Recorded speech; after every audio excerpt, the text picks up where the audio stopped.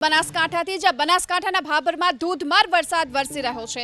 મુશળધાર વરસાદના કારણે હાલ તો પાણી થઈ ગયું છે સમગ્ર પંથક। ભાભરમાં 2 કલાકમાં જ ખાબકી ચૂક્યો છે 3.5 ઇંચ વરસાદ।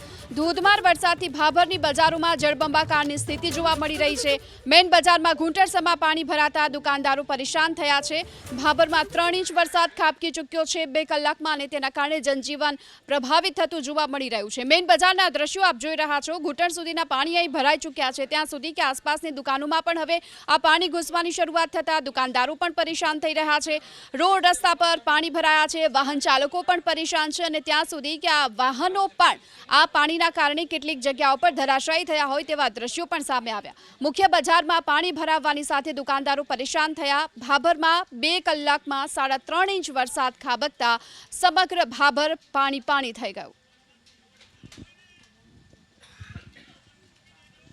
બનાસકાંઠાના ભાભરમાં ધોધમાર વરસાદ ખાબક્યો છે। 2 કલાકમાં જ 3.5 ઇંચ વરસાદ ખાબકતા આ સ્થિતિ જોવા મળી। વધુ વિગતો મેળવીએ સંવાદદાતા વસંત તિરગર આપણી સાથે જોડાઈ ચૂક્યા છે।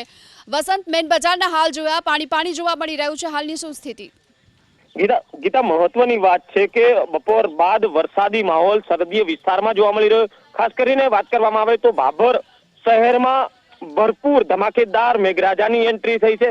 3.5 ઇંચ જેટલો 2 કલાકમાં જ વરસાદ વરસી ચૂક્યો છે।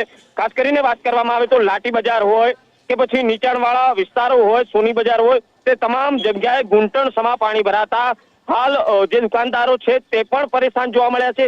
સાથે 5 વાગ્યાના સમયે વિદ્યાર્થીઓ છૂટ્યા, તેમને પણ અગવડતા પડી છે। તો હાઈવેની વાત કરવામાં આવે તો હાઈવે ઉપર પણ ઘૂંટણ સમા પાણી ભરાતા વાહન ચાલકો પણ મુશ્કેલીમાં મુકાયા છે। ખાસ કરીને સવારથી જ વાદળ છાયા વાતાવરણ વચ્ચે સરહદીય વિસ્તારમાં વરસાદ વરસી રહ્યો છે।